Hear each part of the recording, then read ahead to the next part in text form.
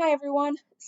One thing that tends to surprise people and even surprises realtors are points. And points are the cost of your interest rate.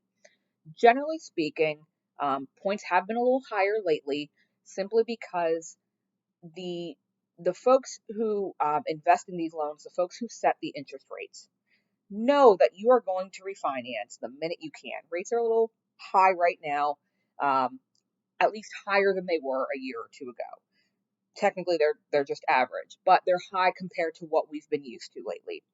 And they know that as soon as folks get a chance, they're going to go refinance into a lower loan. So they know that they're not going to have this loan for 10, 20, 30 years. So they're charging folks a little more upfront to lock that interest rate so that they still make some money on the loan. That's a little more complex than I wanted to get into.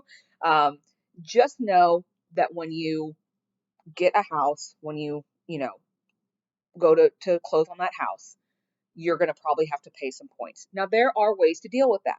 My favorite way is seller concessions. And that's when the seller covers a portion of your closing costs.